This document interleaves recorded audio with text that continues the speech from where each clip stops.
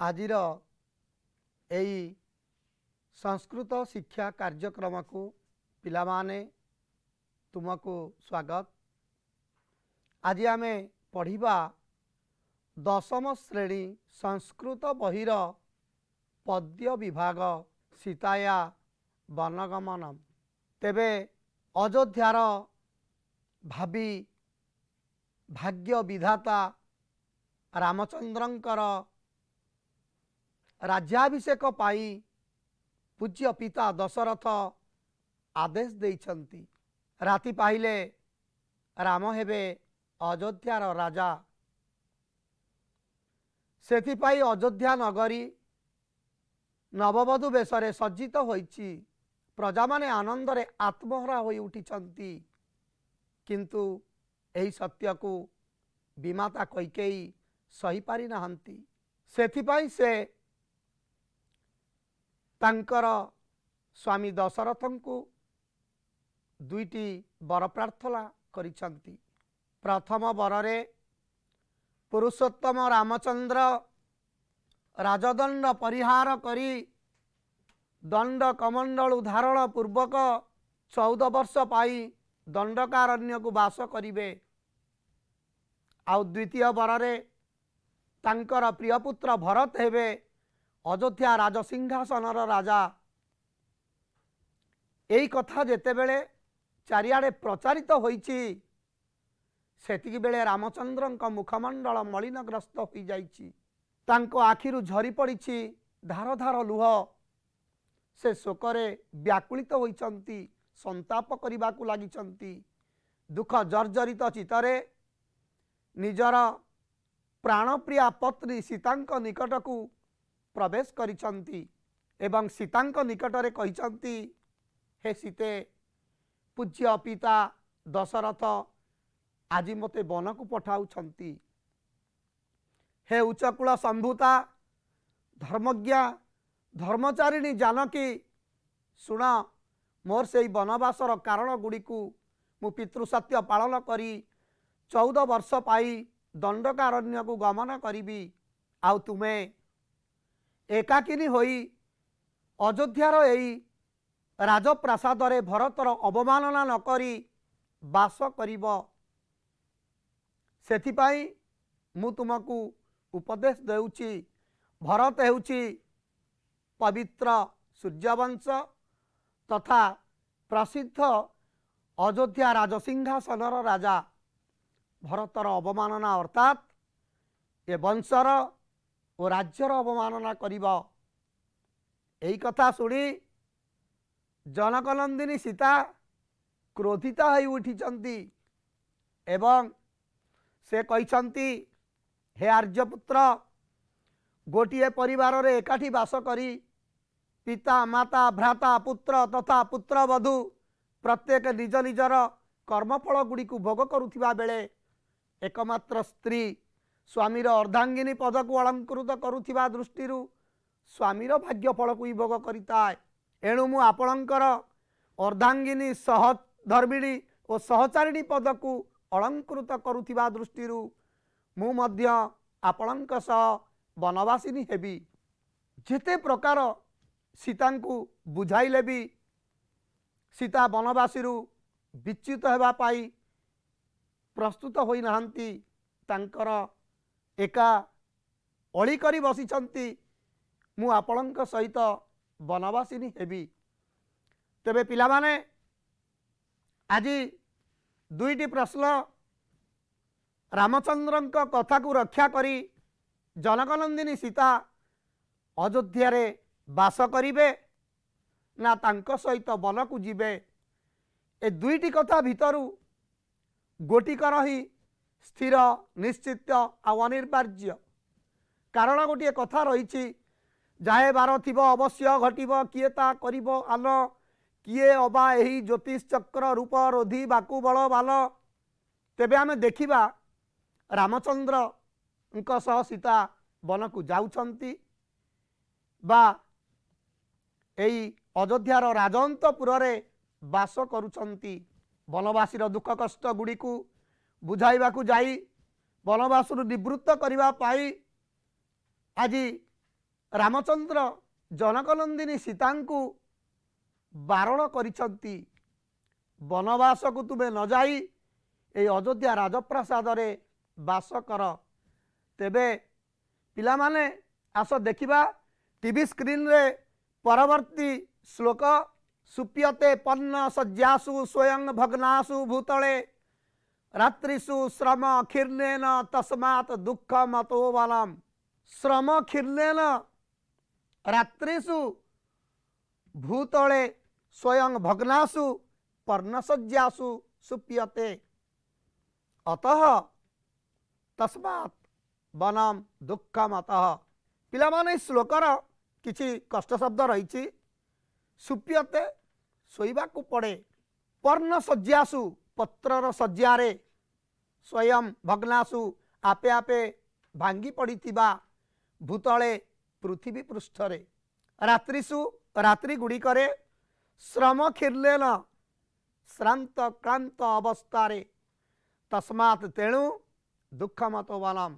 एही श्लोकर अर्थ हेउछि पुरुषोत्तम रामचंद्र जनकनंदिनी सीता को वनवासरु बारण करिबा पाई कहिसंती, हे जनकनंदिनी सीता अरण्यवासी दुर्गम अरण्य मध्य बहु कष्टर सम्मुखीन होता है।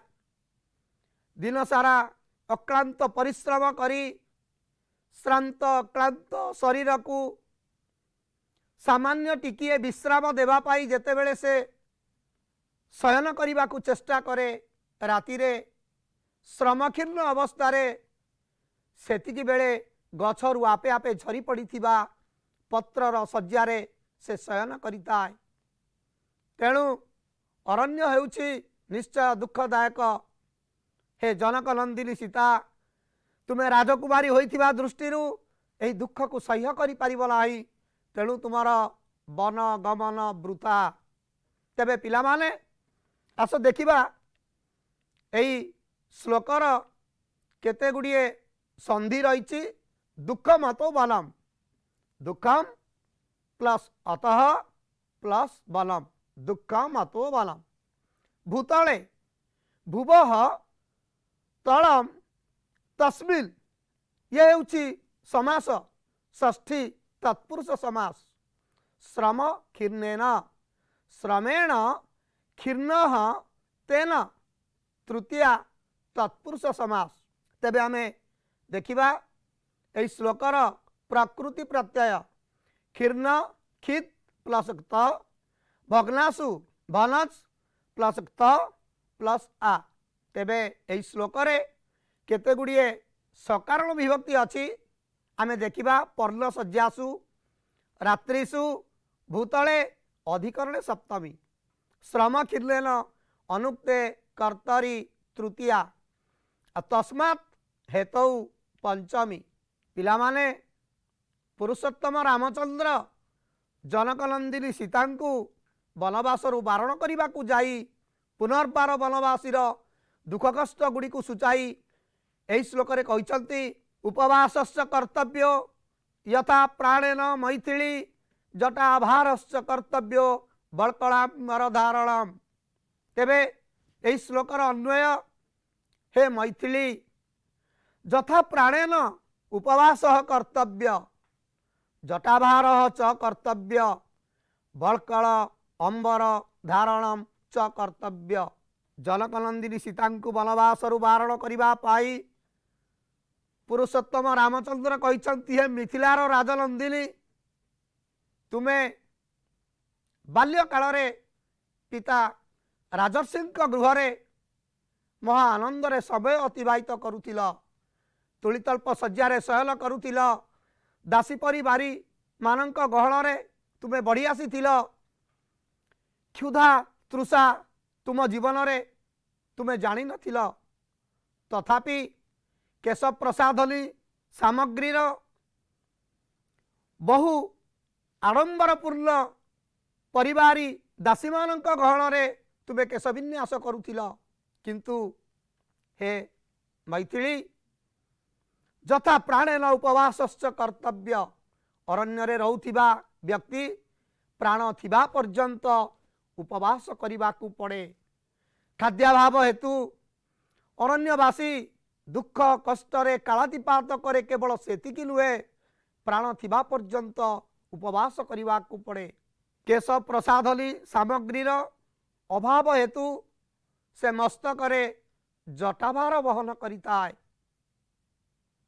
हे मैथिली तुम्हें तो बहु वस्त्र परिधान करिच, किंतु अरण्यवासी अरण्य मध्यरे वस्त्रर अभाव हेतु बड़कल वस्त्र परिधान करने को पड़ता है। तेणु हे मिथिला राजनंदिनी तुम्हें राजकुमारी होइथिबा दृष्टि मस्तकरे जटाभार वहन करी बड़कल वस्त्र परिधान करी उपवास रे रही पारिबो नाही। तेणु तुमर वनगमन वृथा। पिला माने तेबे देखिबा एई श्लोकर केते गुड़िए संधि रही। उपवासश्च उपवासः प्लस च उपवासश्च जटाभारश्च जटाभारः प्लस च जटाभारश्च बल्कलांबर धारणम बल्कल प्लस अंबर धारणम बल्कलांबर धारणम। एई श्लोकरे समास रेउची समास हेउची यथा प्राणेन प्राणान अनतिक्रम्य अव्ययभाव समास। जटाभार जटानाम भार षष्ठी तत्पुरुष समास। आ प्रकृति प्रत्यय हेउची उप प्लस बस प्लस घय उपवास कृ प्लस तव्यत कर्तव्य।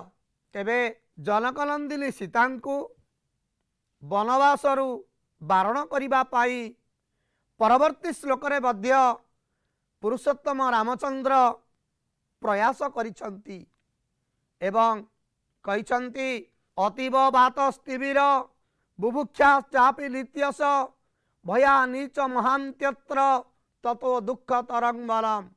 एई श्लोकरे अन्वय देखिबा अत्र एठारे वनवास नित्यस अतीव बात तिबीर बुभुक्षा महांति भवन्ति महांति भयानि च सन्ति ततः वनम दुःखकरम।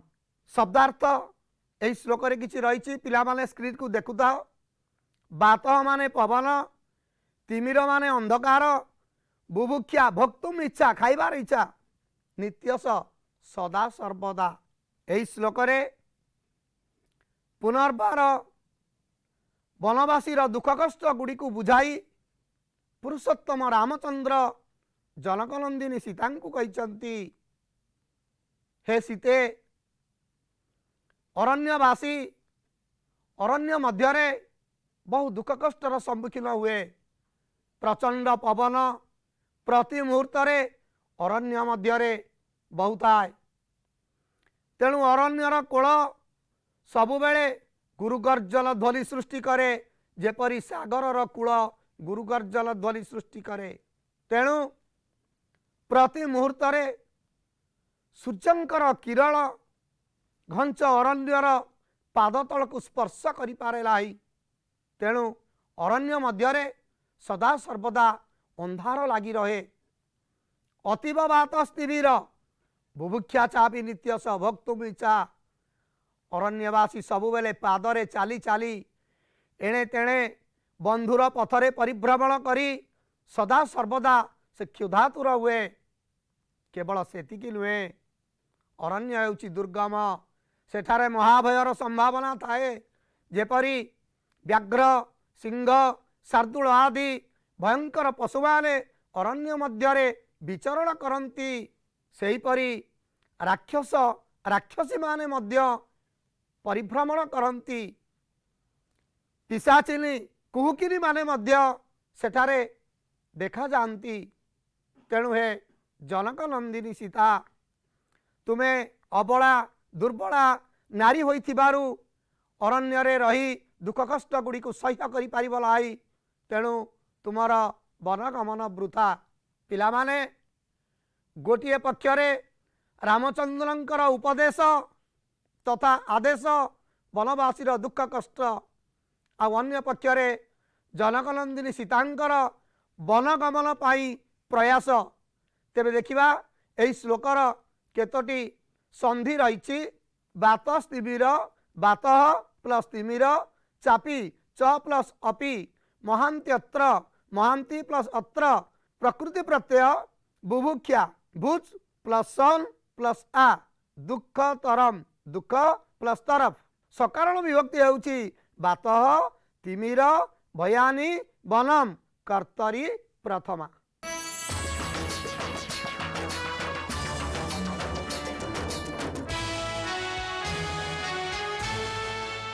जनकनंदिनी सीता को वनवासरु बारण करी पुरुषोत्तम रामचंद्र परवर्ती श्लोक रे कहिसंती तदलम ते वनम गत्वा क्षमाम नहि वनम तव विमृशन इव पश्यामि बहु दोषकरम वनम। एही श्लोकर अन्वय हेउची तत्ते वनम अलम। तेणु तुमर वनगमन वृथा वनम गत्वा तव क्षेमम नहि भवेत् विमृशन इव पश्यामि बहु दोषकरम भवति। यार कष्ट शब्द शब्दार्थ हेउची अलम माने वृथा गत्वा जाई क्षमम मंगल विमृशन विचार करी। पुरुषोत्तम रामचंद्र विदेह राजनंदिनी को कहिसंती तुमे राजकुमारी होइथिबा दृष्टिरु अरण्य मध्यरे बंधुर मार्गरे तुमे चली पारिबो नाही। तुमे राजकुमारी होइथिबा दृष्टिरु अरण्यर कोल तुमको कष्ट प्रदान करिब। तुमे कोमलांगी होइथिबा दृष्टिरु गछरु आपे आपे झरी पडुथिबा पत्रर सज्जारे शयन करि पारिब नाही। तुमे राजकुमारी होइथिबा दृष्टिरु अरण्य केबे हेले तुमको क्षमा करिब नाही। तेणु अरण्यवासी वन मध्यरे जेतिकी दुख कष्ट भोग करे तुमे सेतिकी मध्य भोग करिबाकू पड़िब। तेणु हे जनकनंदिनी सीते अहम विमृश्यनिव पश्यामि मु बहु चिंता करी देखुछि बहु दोष करम वनम अरण्य तुम पाई बहु दोषयुक्त होई उठिब। तेबे आमे देखिबा एई श्लोकर कौन संधि रही तत् प्लस अलम तदलम विमृशन प्लस इव विमृशनिव बहु दोष करम बहु दोषान करोति यत् उपपद तत्पुरुष समास बहु दोषाः बहवः दोषाः कर्मधारय समास। तेबे देखिबा श्लोकरे प्रकृति प्रत्यय रही गम प्लस त्वाच गत्वा पिला माने सेमती पट प्लस त्वाच पठित्वा भू प्लस त्वाच भूत्वा नि प्लस त्वाच नीत्वा एई भली आमे प्रत्यय गुडी को प्रयोग करी परिबा। विमृशन बी प्लस मृष प्लस शत्रु। तेबे यार सकारण विभक्ति रही ते तब षष्ठी विभक्ति वनम हेउची कर्मणि द्वितीया। पुरुषोत्तम रामचंद्र जनक नंदिनी सीता को वनवासरु बारण करने को जाई बारंबार वन को न जिबा पाई तांकु बुझाई छंती उपदेश देइछंती। तथापि नारी हृदयर कोमलता को नहीं जनकनंदिनी सीता आज भांगी पड़ती। आर्यभूमि वीर प्रसविनी माटी रे वीर प्रसविनी माता आखिरु आज झरुछि धार धार लुहर धार प्रसक्ताश्रुमुखी मंदमिदम वचनम अब्रवीत। तेबे देखिबा एई श्लोकर अन्वय रामस्य तु एतत् वचनम श्रुत्वा सीता दुखिता। रामचंद्रंकर एई सब कथा सुनी सीता दुख प्रकाश करिसंती। प्रसक्ता अश्रुमुखी मंदम इदम वचनम अब्रवीत। एई श्लोकर शब्दार्थ वचनम माने कथा प्रसक्ताश्रुमुखी लोतक जर्जरित मुखरे मंदम माने धीरे पुरुषोत्तम रामचंद्र सह वनवासिनी होगापाई अली करिथिबा सीता आज निजकू अबला और दुर्बला मन करिसंती। धार धार अश्रु बारी नयन जुगलू झरी पड़ुछि से दुखरे म्रियमाण हो पड़िछंती। तथापि धीरे धीरे पुरुषोत्तम रामचंद्र को कहवाकू जाइछंती। तेबे पिला माने आस एई श्लोकर संधि देखिबा प्रसक्तासुमुखी प्रसक्त प्लस अश्रुमुखी प्रसक्ताश्रुमुखी मंदम प्लस इदम मंदम इदम वचलम प्लस अब्रवीत वचलम अब्रवीत समास होउछि प्रसक्ताश्रुमुखी प्रसक्तानि अश्रुणि मुखे यस्याः सा बहुब्रीहि प्रकृति प्रत्यय होउछि बच प्लस ल्यूड वचलम श्रु प्लस त्वा श्रुत्वा प्र प्लस सद प्रसक्त प्रसक्त यार सकारण विभक्ति होउछि एतत् इदम वचनम कर्मणि द्वितीया सीता होउछि कर्तरी प्रथमा मंदम होउछि क्रिया विशेषण द्वितीया। तेबे पिला माने आमे माने आज जो श्लोक गुड़िक पढ़िले से श्लोकर केतोटी आमे संक्षिप्त प्रश्नोत्तर देखिबा। वनवास काले कुत्र सुप्यते किए कहि पारिबो वनवास समय रे केउठारे सोइबाकू पड़े। जा हो मु एबे देखि पारुछि पिलामानक मनरे अनेक उत्साह लक्ष्य करा जाउछि। तेबे कहि दउछि पर्णशय्यासु सुप्यते अर्थात अरण्यवासी पत्रर शय्यारे शयन करे। वनवासी किम परिधानम करोति वनवासी कौन परिधान करे बड़कल अंबर बड़कल वस्त्र परिधान करे। वने कदा उपवास कर्तव्य वनरे केतेबेले उपवास करिबा उचित यथा प्राणेन प्राण थिबा पर्यंत वनम कीदृशम भवति वन किपरि अटे ना बहु दोषकरम कस्याः वनम गमनम अलम कहार वनगमन वृथा सीताया वनगमनम अलम।